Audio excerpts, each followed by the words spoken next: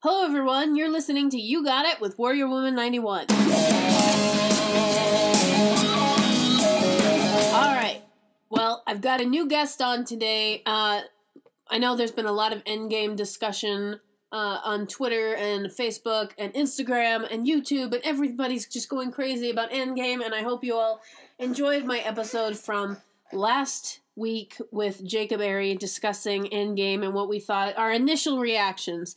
But now, since we've all had a chance to see it at least twice, and hopefully you've gotten a chance to see it a third time, my third time will be this coming weekend, I've got some more in-depth thoughts than I did the last time, especially because I went and saw it for the second time probably about 15 minutes after I recorded the second episode, or that episode.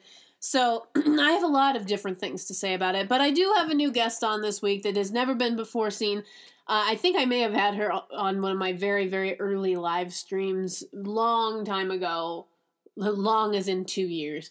But Theresa, I was just asking her what to describe her as or what her title is, but I think it would be best for her to describe herself. So, Reese, what are you? I would describe myself as an independent writer and film critic and a superhero nerd, because movies are my passion in life, but when it comes to movies, my favorite thing about movies, the genre, is superhero movies. All right. So, in other words, she doesn't get paid for what she does, but... Hey, independent writer and film critic. Thank you Yes. very much. I go by on YouTube and Instagram at Jester Bell. Okay.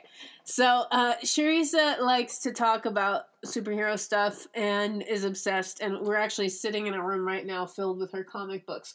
So, she's got the street cred. So, we're going to be talking a little bit more about Endgame, Avengers Endgame, and maybe a little bit more in-depth discussion than what we did with Jacob last week, which was a little bit more general on likes and dislikes, and hyping it up a little bit more. I'm going to be a lot more critical this time around, even though I really enjoyed the movie. There's one major red flag that upsets me still, but I'm going to just start off with Theresa's her initial evaluation of the movie, whether she liked it or disliked it. Theresa, go. Well, subjectively, I gave it a 12 out of 10 when I first got out of it because the emotional heights were so high. My expectations for the movie were, I just really want this to be a satisfying ending to the MCU and just hit all the high points it can and feel like the 22 movie ride we've been on really mattered when you get to the end of it, and it did. It hit every point that I needed it to. But objectively, it does have a bit more flaws than, say, Infinity War, if you're looking at the writing consistency and just questioning, did they do everything with the characters in the best way objectively? And has this entire series, has it given as much good development to the characters as they could have? Because especially when you're looking at the final movie, you're looking at the MCU as a whole and questioning, okay, this is the biggest movie franchise we have in the world right now, even bigger than Star Wars at this point. So you're just wondering, does it live up to the hype in that area? So I referred to it, I would refer to Endgame versus Infinity War as like Empire Strikes Back versus Return of the Jedi, where Return of the Jedi is the movie with more emotional heights, but it's more flawed, and Empire Strikes Back is the most consistently written Star Wars movies. I mean, that makes sense. That's a really good evaluation of those two movies. My biggest flaw that I have is not with Endgame specifically. It is with the overall movie genre, or not movie genre, but this 22 film series arc had various purposes and for the characters and plot art or character gaps? No, character interactions and relationships between characters that were set up in one way at the beginning, and then other people made changes in the middle so that the arc did not follow through in the emotional resonance it was supposed to have. So you know exactly what I'm going to talk about. It is my long-lost ship, Clintasha. Oh, yes. Yes. So this is the big one, and I know Theresa was probably even more upset about this at the time than I was, but the relationship between Natasha and Clint Barton Black Widow and Hawkeye is supposed to be a romantic relationship, and everybody who's seen the movies and not invested themselves in anything else other than the movies is like, but wait, Clint has a family.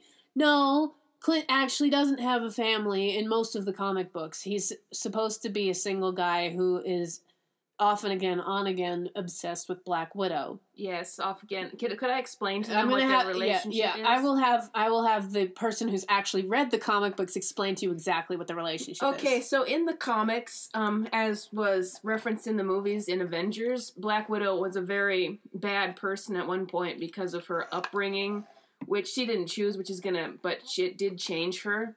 And she was a very manipulative person that just wanted to do whatever her peers wanted her to do, and in the comics, she gets a order to kill Tony Stark because at the time he is a big weapons manufacturer and a big threat to what the Soviets wanted to do because this comic was written in the Cold War. So anyway, in the comic, Black Widow hires Hawkeye to help her kill Tony Stark, and because Hawkeye was working as sort of an assassin at the time.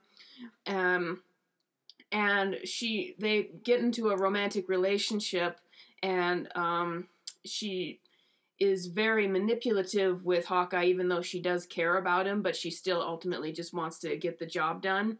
Hawkeye, in the meantime, he's a person who is realizing that he is got a dark side to him, and that's how he's able to connect with Black Widow, but also there's still it explains in the comics that he still has a conscience, and there's a part of him that doesn't want to be as evil as he's being. And when he gets with Black Widow, he realizes, wow, she's bringing me down an even darker path.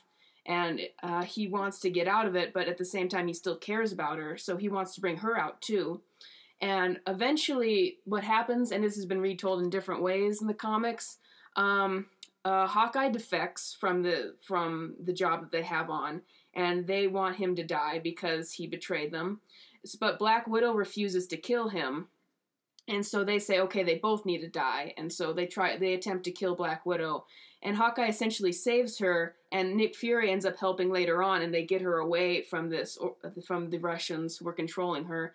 And so I should mention, after that, it isn't a smooth road to being a heroine for Black Widow, because she the way she kind of got pulled out of the Soviets was she had to go. She didn't want to kill Clint, and then they decided to off her after that.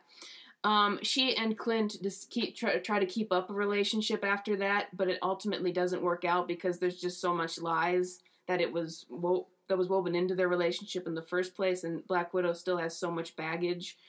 For example, there's one comic where she kills someone, and at that time the Avengers had a no-kill rule, and that's the group that they join afterwards.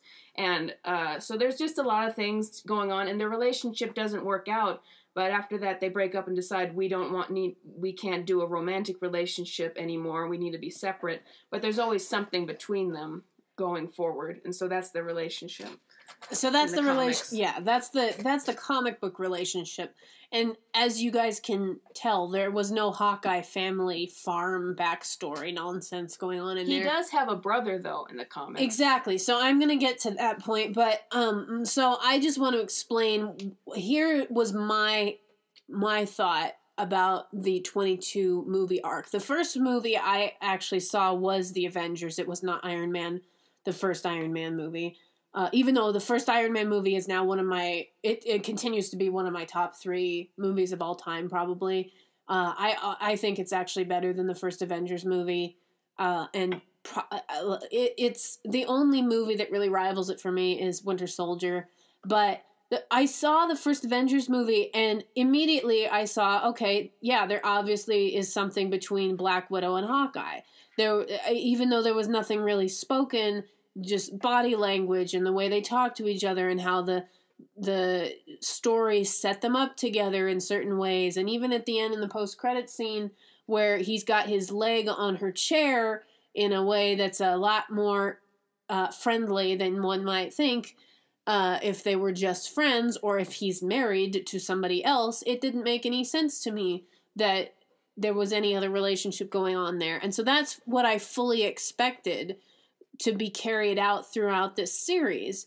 And I have to say, I was incredibly disappointed that they went in a different direction, not only just because I was a big fan of what was potentially the relationship from the comics, but they ended up having Black Widow have a romantic relationship with the Hulk, which is very odd and strange, and especially because they just didn't those characters were not set up in that way in the first Avengers movie. If they had laid some groundwork for it in the first Avengers movie, then I might have felt a little better about it. But I think that relationship in Age of Ultron kind of damaged those two characters at their core, because it took them away from the direction that they were going in from the first one. There were specific ground rules that were set up, and certain character arcs that were set up that I really enjoyed. The Hulk used to be my favorite character because of the Avengers performance, and after the Age of Ultron performance,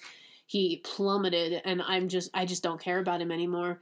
But I'm gonna bring Theresa back in here to just kind of explain that there was different intentions by Marvel for those two characters in Age of Ultron and why that changed. Well, yes.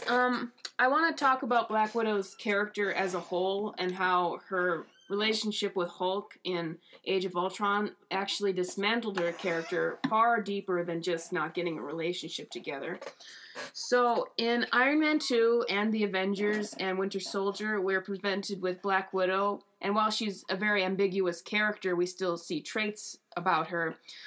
You can see kind of a prissiness and a proudness about her, where in the first Avengers, the guy's interrogating her, she's like, "This moron is giving me everything." And in the Winter Soldier, when Captain America confronts her, she's like, "I only act like I know everything, Rogers." So there's this kind of pride in her, but despite that pride in what she does, there's this deep guilt, and she reveals it to Loki, that she feels guilty of her past now and wants to do what she can to redeem herself.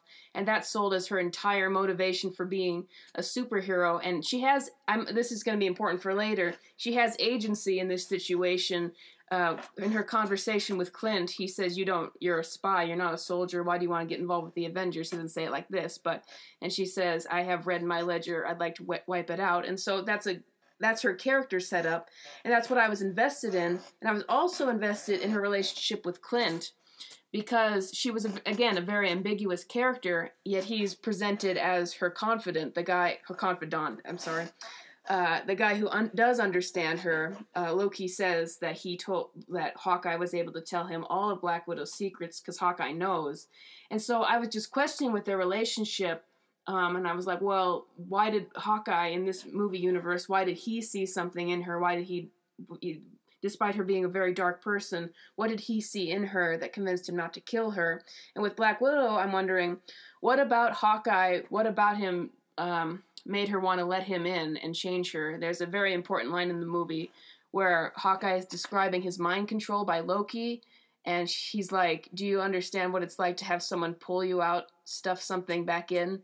Do you know what it's like to be unmade?" And she says, "You know that I do." And so it got me the impression that, okay, she was a very different person once upon a time than what we're seeing now. She was a very dark person, a very violent person, because that's all she's ever known. And he was able to somehow get into her head and change her. But we're not seeing any of this quite yet. We're just talking about it. And so I'm like, well, I want to find out the details of this. I want to find out the motivations. How did this happen? And that's pivotal to these characters.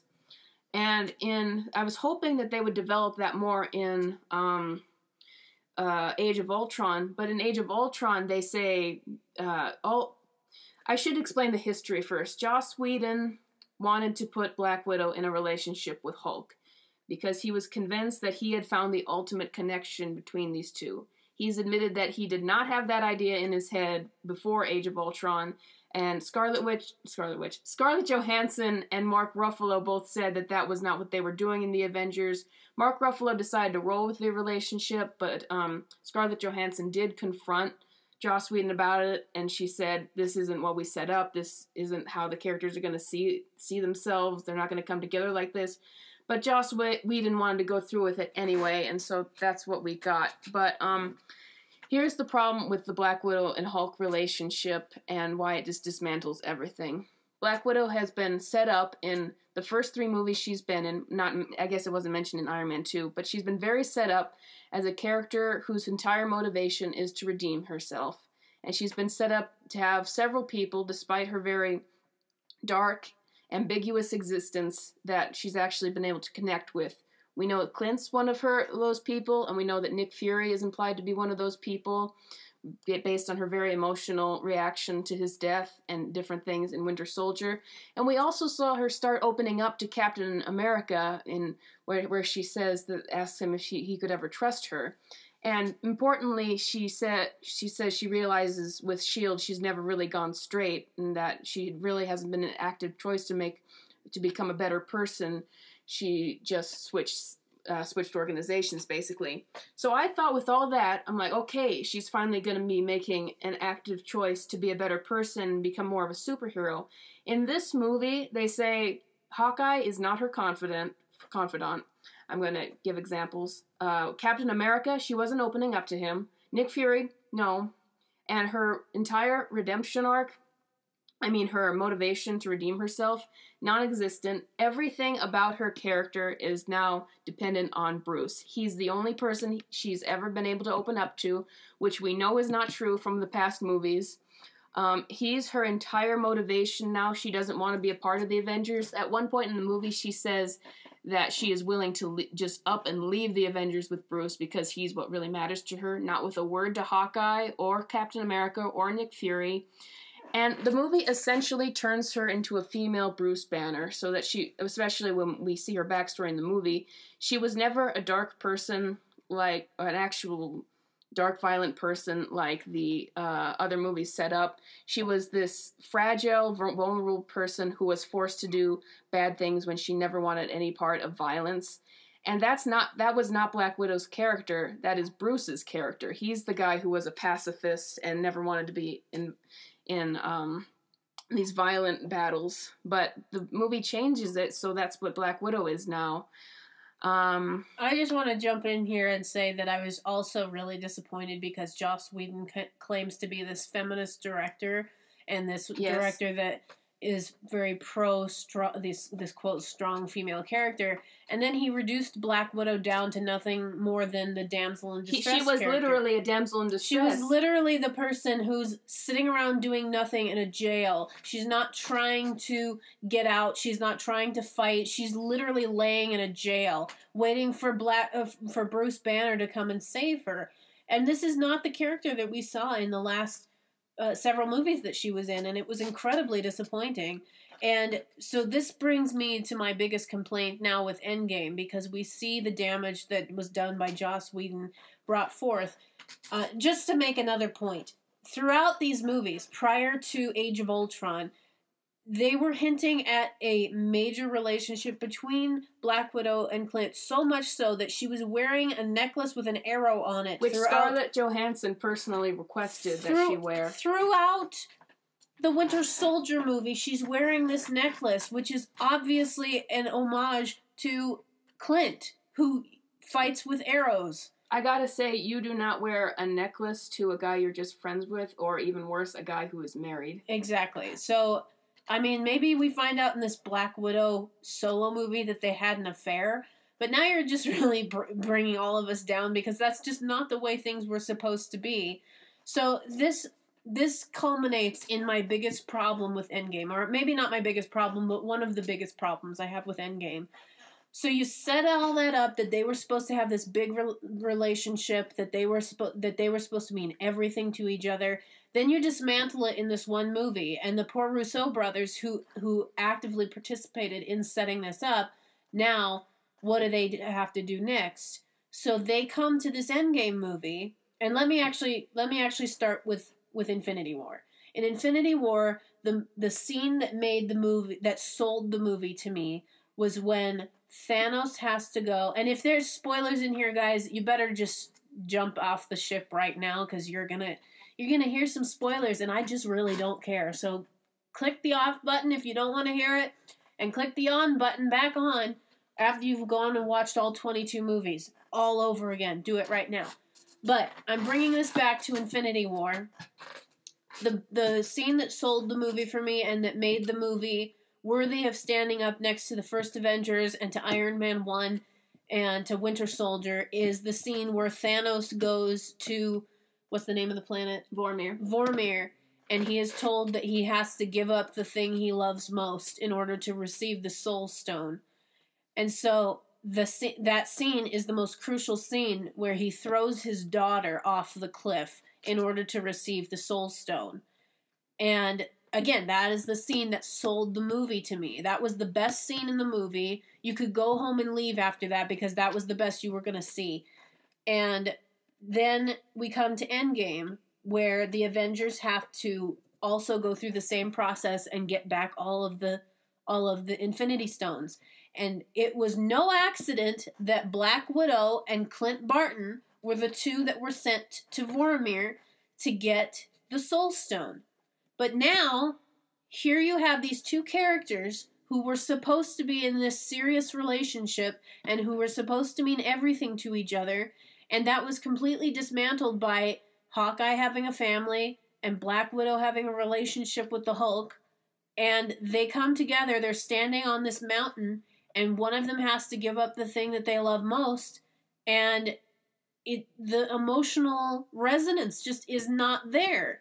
So Black Widow goes over the cliff in Clint's place, and even though it's a drastic scene, and even though the music is there and everything is there, they took the heart and soul, no pun intended, they took the Soul Stone out of that scene. And so I was actually angry in that scene because I knew what it was supposed to mean, but that because one director had this idea to do something different than what he was told that damaged these characters, they weren't able to have the same emotional resonance. And so therefore, my heart and soul was thrown off the cliff and smashed and trampled. And I'm not bitter! I'm not! I gotta speak about this scene. I thought it was a very well done scene. How it kind of... I need to go back to what I was going to say about Age of Ultron. The reason why that dismantled Black Widow for me, I'm like, okay, her motivations are shot, her personality is shot, which I didn't talk as much about, but her relationships are shot all for this relationship. And we have never really gone back to it because so much has happened. We really weren't able to... She was in character again in Civil War and Infinity War, but we were never able to fix her arc again because there just wasn't enough time. Now, this scene in Endgame is really well done, how she's made the decision, because she says in the beginning of the movie she's always trying to be a better person, and how she's really felt like she's been able to do that with the Avengers, and how she's actually become a warmer person now, as we can see in her performance, because of the Avengers. But she's always trying to be better, and there's always that drive in her character. And so you just see her acting in the Vormir scene, where she's kind of making the decision where this adds up perfectly with her motivations to make the ultimate sacrifice and to give back to Clint like she always has wanted to. And I just love it how the two characters react to one another and how they're both fighting with each other to stop the other from getting over. And even, she's wearing the arrow necklace once again. She did, and I thought that was very interesting. And for me, it did have an emotional punch. I didn't expect them to have the romantic implication anymore because, well, it was kind of there with the necklace, but with him married, that you can't really do anything there. But I still couldn't help thinking, writing-wise, that they have, whether friends or in a romance, they have not developed these characters enough to earn this scene. They had good development in Avengers, and it's still there in this movie. But I'm still wondering, what did Clint see in Black Widow? And what about Clint made Black Widow open up to him and let him in? And I'm still wondering and asking these questions, and I'm just thinking, and yeah, they'll probably be answered in the Black Widow movie one way or another. I'm just thinking, wouldn't this be so much more impactful if we actually knew that backstory, and that these two friends were built up more rather than them basically just referencing it throughout Civil War and Infinity War, because she mentions Clint in Infinity War, and they have a little go back and forth in Civil War. And I just thought, well, because this is the whole point of the Soul Stone is you're giving up what you love the most. And I'm still wondering, why does Clint love Black Widow so much? Why does Black Widow love Clint so much, platonic or romantic? And you have to give me more than just saying, well, they work together and just telling me these things. I want to actually see background. Well, that's the other thing, too, that I was a little mad about. Even if you're not going to do the romantic angle, they did not develop whatever connection was supposed to be there. And so, and now they're saying, well, we're going to make a Black Widow movie. And I'm like, well, great. Well, I would have liked to have seen that movie before I saw this scene in Endgame, because then it would have had an emotional resonance that it didn't have. So I guess that's my biggest complaint about Endgame. I know we're supposed to be talking about a lot more than just this one element of Endgame, but this is probably the biggest one for you. This is the biggest one for me, mostly because I was emotionally invested in it pretty significantly prior to Age of Ultron, and I was pretty upset with the direction that they went. And I knew that it was going to damage the characters later on, and I didn't realize just how much it was going to affect this scene that should have meant so much to the audience. And it just, especially for people that don't know what their backstory was in the comic books, they just think, well, this doesn't make any sense. You know, it doesn't have the same... I'm a big fan of Hawkeye and Black Widow in the comics, their backstory. I've come to a place where I'm just fine if they were always supposed to be platonic or whatever. In the movies, probably because I was a bit devastated by Age of Ultron, as you remember. But that's one of the things about Endgame. They have such power. That's such a well done moment, and it's such a powerful one, and it hit home for me. But if you're looking at it a little more objectively, that every chapter in a story matters, and Age of Ultron was subverted with Black Widow's character and Hawkeye's character a bit too, just because they gave him a family, and I thought they were out of nowhere in Age of Ultron. I liked them better in Endgame. We still don't know much about Hawkeye's character when all is said and done. Yeah, he didn't get developed hardly at all, and I think that's also a Joss Whedon doing. Yeah. So let's move on from Clintasha, because we've spent a lot of time on this subject. One of the other issues I had with Endgame was some of the explanations of the time travel stuff. So I'm just going to explain how I understand what they're trying to say, and then maybe you can correct me if I'm either misunderstanding something or if they just did not explain this well. But as I understand it, they're basically throwing out all of what you know about time travel from other movies. Obviously, it's a fantasy-like element that it doesn't exist in real life, so there's not really any real rules, and so all these scientific articles explaining why this movie is incorrect. You guys, your article is also incorrect. This doesn't exist. It doesn't happen. So the way they explain it in the movie is, as opposed to other movies where if you go back in time and you make some sort of a drastic change, then it alters future events. They basically say, no, if you go back in time, then that back in time place that you travel to is now the new future. You basically take a scissors and you cut that piece of time out and you put it at the beginning of your time slot, is how I understand it. Am I incorrect in my I think you're correct, except you're not taking anything from the original timeline. As Bruce explains in the movie, everything that's already happened is set, and you can't change it. There's one way you can make a change. And again, he says your past becomes your future. So I think you explained it well.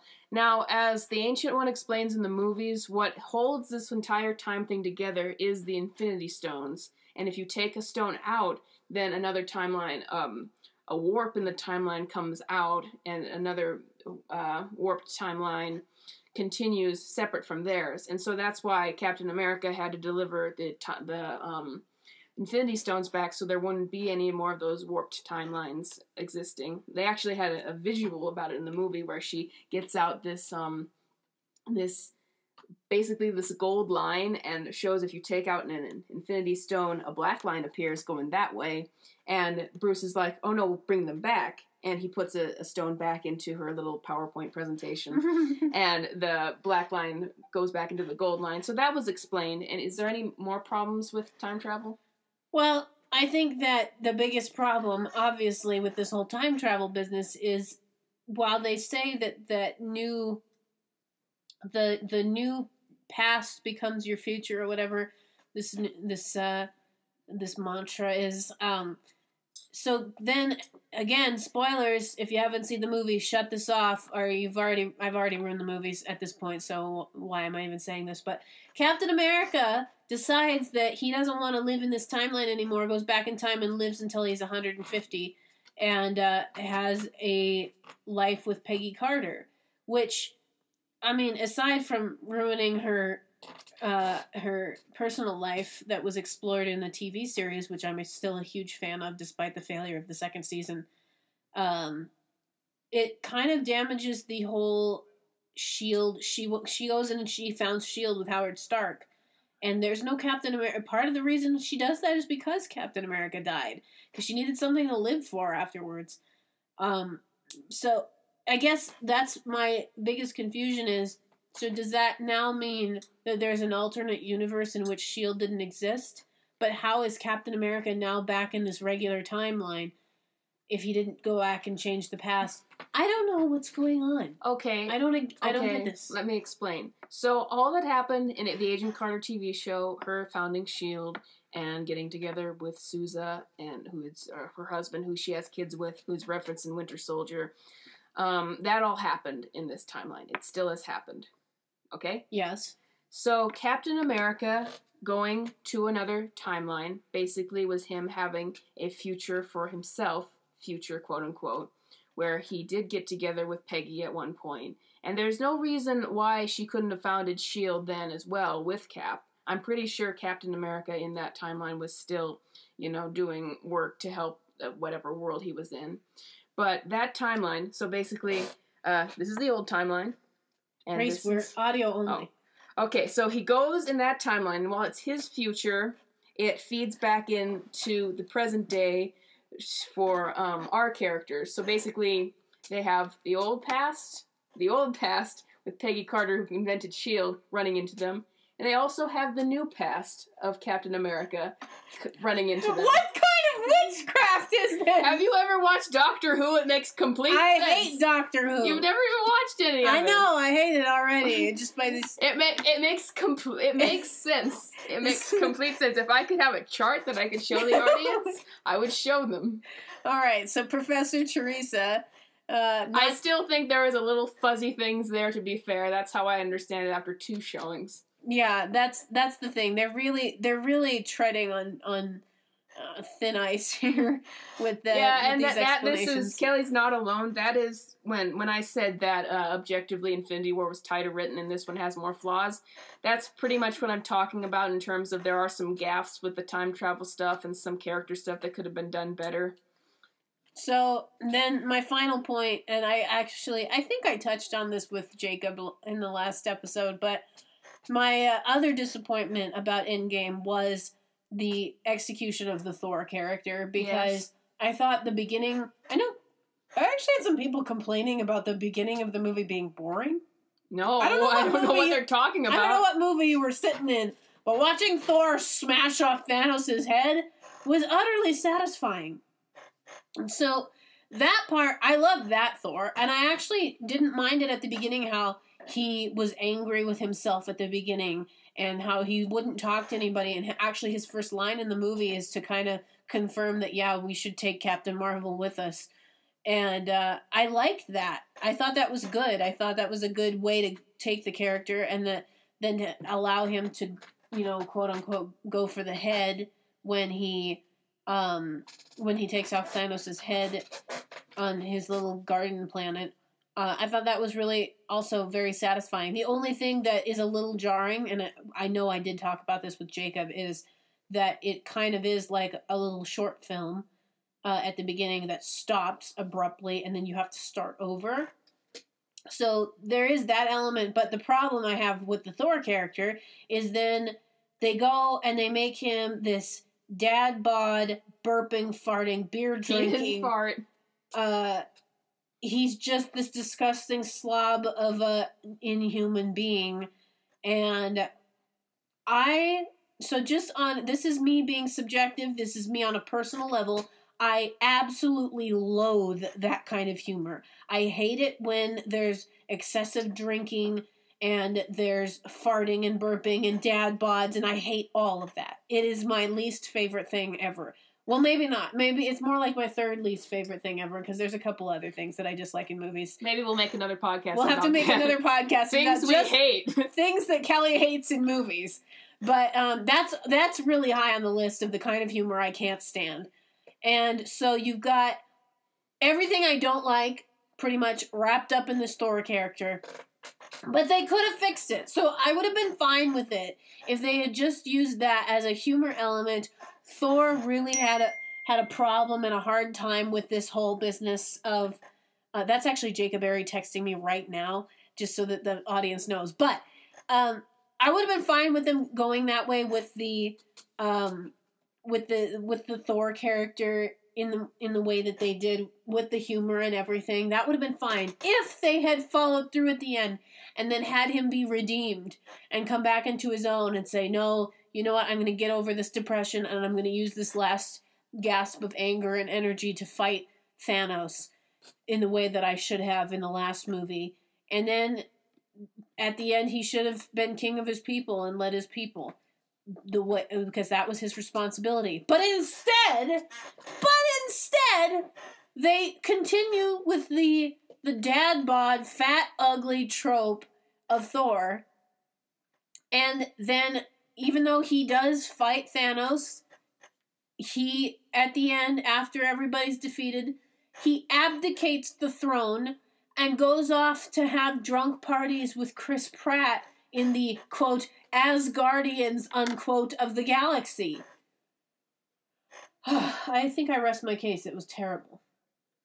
Subjectively or objectively? Objectively terrible. Okay, I have to agree with Kelly with Thor's ending. I think it works I think it works to have him be depressed. I think it works to make some humor out of it, considering Chris Hemsworth has made such a success out of being a comedic character now. But I just think they took it too far. I think that they should have had the initial scene where they find him be up for comedy, and then you can see him kind of try to fix himself, but being in more of a serious depression and self-doubt, and then he talks to his mother and gets a little better. Then he can come back for it and really fight at the end. But I think the most crucial scene is the very end of it, where he's just like, yeah, I'm just going to leave and just do whatever I want, and Valkyrie, you can be queen now. What should have happened was he should have said, I backslid and I want to get back on my feet now, and I'm going to still be taking care of my people and doing the rounds of Asgard, but I'm also going to be, traveling to other planets and taking care of them. And important to mention, because Captain Marvel mentions at the beginning, there are other planets that need you guys, and that's something that Thor could do. Yeah, they could have gone in that direction. That's exactly what I was trying to agree with you on. I'm trying to speak. I just want to. I want to weigh in here and just say I would have been happy and acceptable with that. I just really have a hard time with the making it seem like it's completely okay for Thor to just walk away from the responsibility that he has. The whole point of Thor: The Dark World at the end is he walks away from that responsibility, and I wanted him to then turn around at the end of this movie, which he did in Ragnarok, and say, "I'm a real man. I'm going to put on my big man pants." Now our size XX, triple X large, and I'm gonna be the king that I'm supposed to be. And instead, he didn't. He decided to sing the anti-Simba song and say that he just can't wait to not be king and go off and fly around and get drunk with Chris Pratt. Well, yeah, that's I don't think they're gonna continue this quote unquote dad bod thing in Guardians of the Galaxy 3, but I just think my idea is a way, because they want to keep losing comedic Chris Hemsworth. I think it's an idea to keep in with his character, which is supposed to be a hero, and also put him in other movies that Marvel wants to do. I feel that this Thor thing was more of a producer thing than a Russo thing, because the Russos have actually been very light with humor in their films. They use it mainly for comic relief, but they don't never go too far with it. I feel like the Thor thing was a joke taken too far, even though you can justify it on some level. And I just feel at the end they were like, okay, we want to put Chris Hemsworth in Guardians 3, but you just needed to change the dialogue right then to say, yeah, he is going to come back and take care of his people, and Valkyrie's the caretaker. And I think it makes more sense to just call her the caretaker rather than the emperor of them all, or the queen. And that way you can have Thor just coming back and bouncing back after what he's been through and becoming a hero again, because he is a hero, and They should, and what I liked about him so much in Ragnarok was he was really taking initiative and really taking responsibility of his people, and that was just kind of decimated, and maybe we'll get it back in the next movie, but this was supposed to be their big end, and that's another thing that I'm talking about when I'm talking about looking at the MCU as a whole and what could have been written better. Yeah. All of that, 100%. So... I do want to end this on a bit of a lighter note because we've kind of been trashing on various I'm not aspects. trashing. There are so many things about Endgame I could say that are positive. Yeah, but I just wanted to go in a little more depth on some of these 3 issues that I thought were weaker elements of the movie. The thing that I thought was the best element of the movie was the Iron Man story. Yes, arc. Tony Stark, I want to say this about the MCU as a whole. Tony Stark's entire arc has been absolutely brilliant. This entire MCU, he has been the protagonist, he's been the main character, and even when they've had some mistakes in the films, they've been able to come back with it in a later film to make it meaningful, and just give Tony Stark this epic character journey throughout the films. And maybe on my personal channel I'll do a video critiquing that, but I just thought that everything that they've done with Tony Stark has been great, and the way they ended it in this movie was absolutely perfect. And Robert Downey Jr. gives the best performance I've ever seen him give in this movie. I did really enjoy the interview in which Robert Downey Jr. discussed how he plays Tony Stark, which I think everybody knows, but it's nice to hear him verbalize it. He says he doesn't do this with every character, but he definitely did this with this character. He said that he pretends that it is himself, Robert Downey Jr., and what would happen if he was dropped in the middle of Afghanistan and had terrorists torturing him, or what would happen if he was, gifted with these Iron Man suits, and what would he do with them, or what would happen if he was faced with Thanos or whatever. And I know it sounds silly, but it's nice that it feels like it's Robert Downey Jr. feels like he's Tony Stark. I know that Tony Stark is a fictional character, but it gives a little bit more real-life personality to him that I think is lacking in some of the other characters. I think, actually, Scarlett Johansson, I think, also does a good... She, I think, takes some of her personality and feeds it into Black Widow, especially the humor elements. But I'm not a fan of that style of acting. It only works for certain people, and it definitely works for Robert Downey Jr. Especially since he's mentioned so much in the past about how his own life mirrors Tony Stark a lot, and that's why he connects with the character so much. And that's how he's able to play him so well. He really is just playing himself. Yeah, he's essentially playing himself. I do want to give a shout out to another actor who uses this style of acting. In fact, he used this style of acting, I think, 100%. Possibly not 100%, but he really used the style of acting for pretty much everything he did. Was DeForest Kelley, who was famous for his westerns and, of course, being on Star Trek. He just played every character as if it was him, being in these different situations. And so, again, I'm not a fan of that style of acting. It only works with certain kinds of people who have interesting personalities. For them to be able to pull off that style of acting is a real credit to them. All right, so we're wrapping up towards the end here.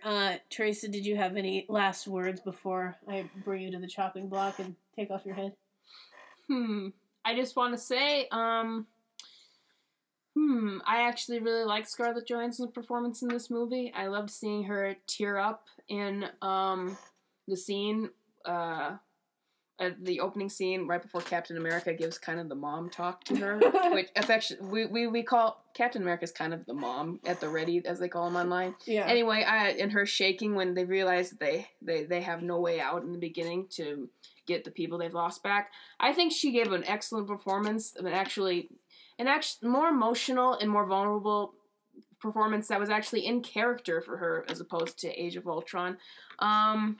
I also want to say I think Mark Ruffalo did a good job in the movie as well. Yeah, it was a nice little comeback for him after having his character kind of trampled on and ridiculed through ever since the first Avengers. I really liked having him be the sane one who's kind of put together. Notable because he is the only character who had already let go of everything. He had already been through enough tragedy in his life living in an apocalyptic world was nothing new to him. That's what his everyday life is. So I just wanted to throw out some positives of the movie because this was kind of a criticism podcast, so that was all. All right. Well, I don't know who should I shout out on Twitter. I really want to shout out at Emily M. I think it's Emily MB Butler. I think is her handle. Give her a follow. She needs some followers. And anybody else? Follow me on Instagram at Jester_Bell if you want to see my superhero artwork. And what's your YouTube channel? Just Jester Bell. Follow her on Jester Bell. I have a very, sorry. She has a very eclectic selection of her own personal videos that she's put out. And I have a new one coming out that I'm not sure the internet is prepared for, but I'm going to do it anyway. I highly recommend the video she did called Neighborly Phones. It has my long-lost cat that died several years ago in it featured, so you definitely need to watch it. Hook. It's as if that the Neighborly Phones. It's a Neighborly Phones infomercial. Yeah, I worked for them a couple years ago. Yeah, it's one of the best videos that she's ever done, if not the best. So definitely go give her a subscribe to her channel on YouTube. Follow her on Instagram. Follow me on YouTube and Instagram and all of that. Follow everybody. Follow. And give him this car, and you get a car, and you get a car, and you get a car, and you get a car. And follow Tom Holland on Instagram. He has a great Instagram account, and he's a very nice person, even though Anthony Mackie says he's smug in real life. But okay, all right. We will. I'll do another episode next week, and I hope you guys enjoyed this one, and we will see you guys later.